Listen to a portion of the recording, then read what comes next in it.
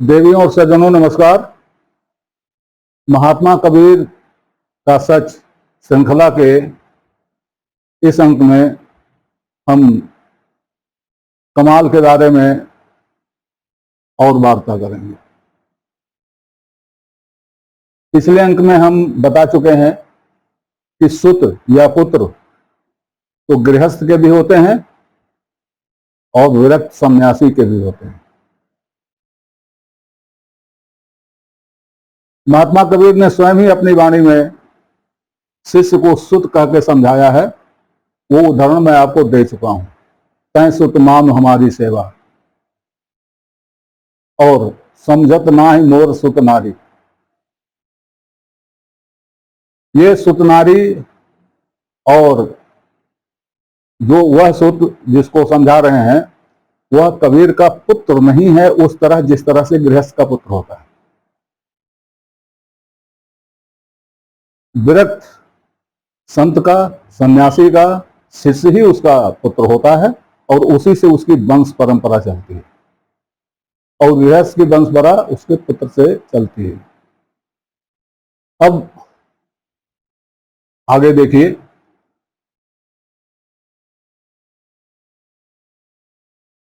पूत होता है,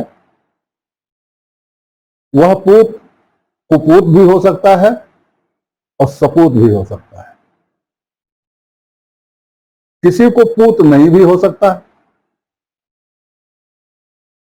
तो अगर किसी को केवल पूत है तो ये देखना पड़ेगा कि वो पूत कपूत है कि सपूत है। अगर वह पूत सपूत है तो वंश परंपरा बढ़ेगी, अगर कपूत है तो वंश परंपरा नहीं बढ़ेगी। अगर पूत है ही नहीं तो वंश परंपरा समाप्त हो गई। अब इस पर विचार कीजिए। पुत्र ने बाप की स्थिति को बरकरार रखा और बाप के ही रास्ते पर चलता रहा, वो पूत ही रह गया। वो कुपूत नहीं हुआ, ये ठीक है, लेकिन वो रह गया पूत ही।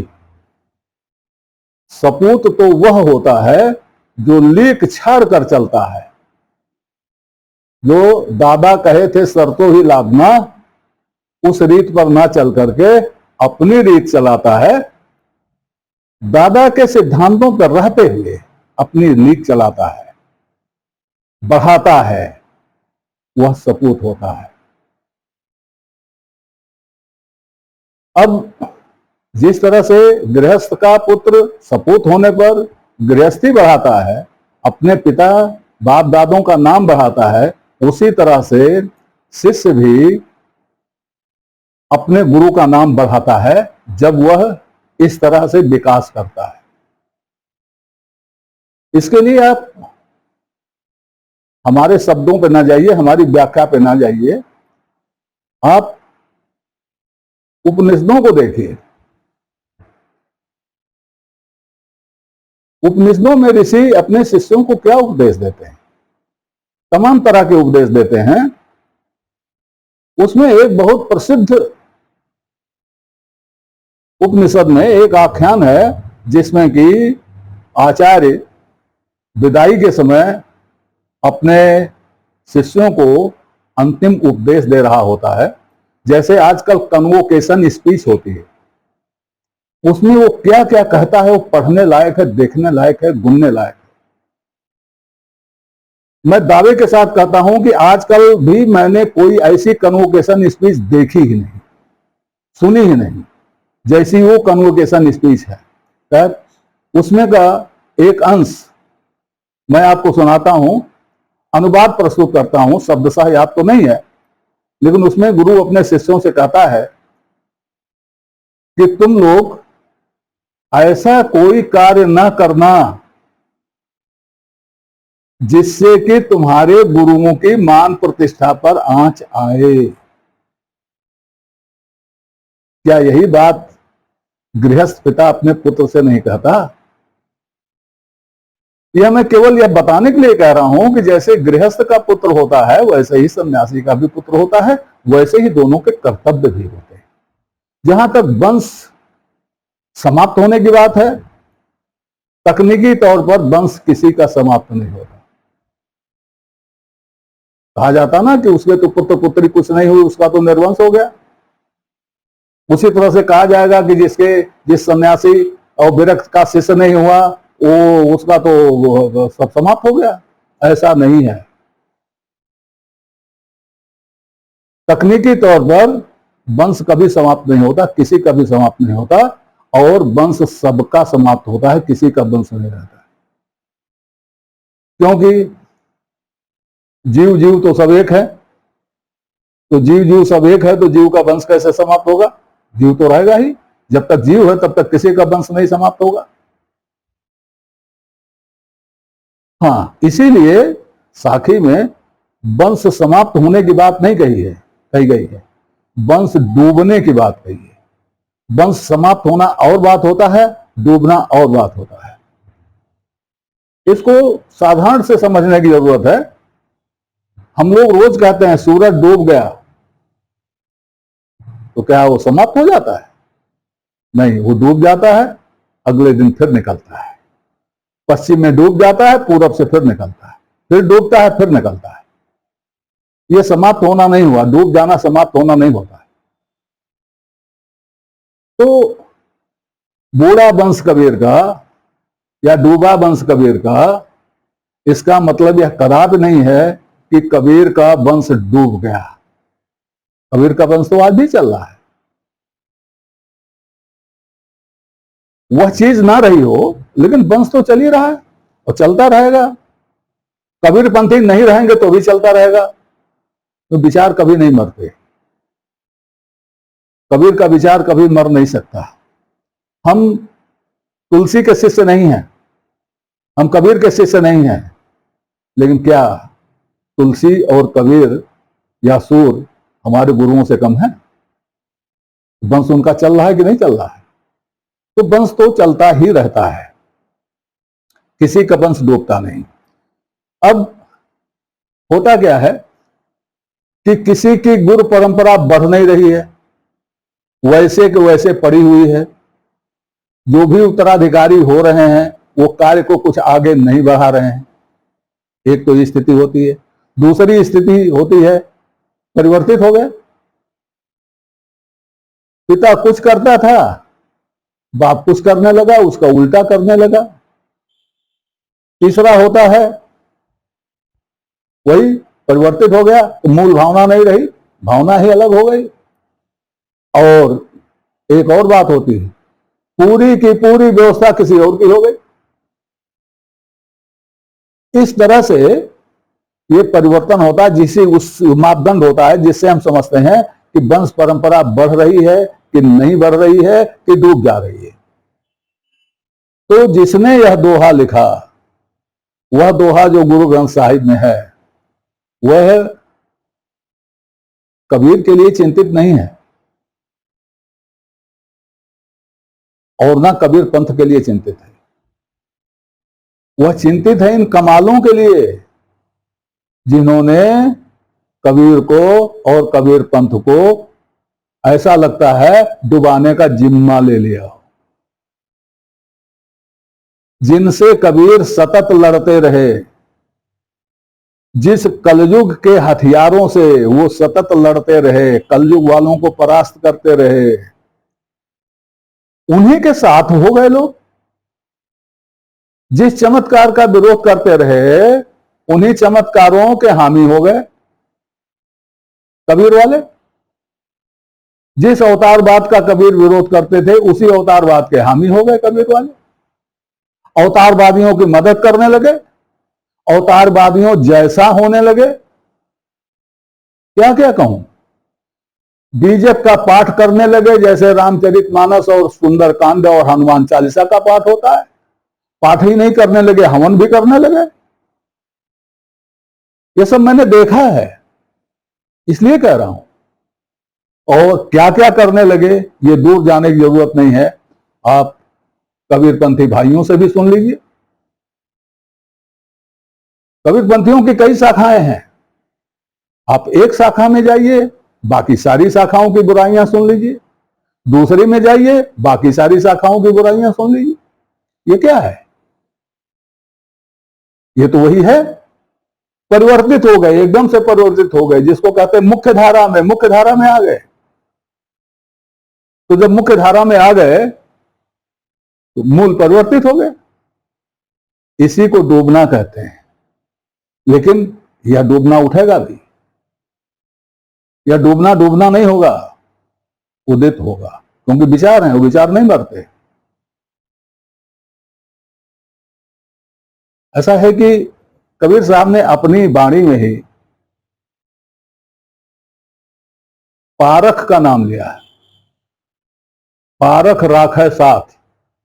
पारख का मतलब होता है परखनी, जांच करने वाली।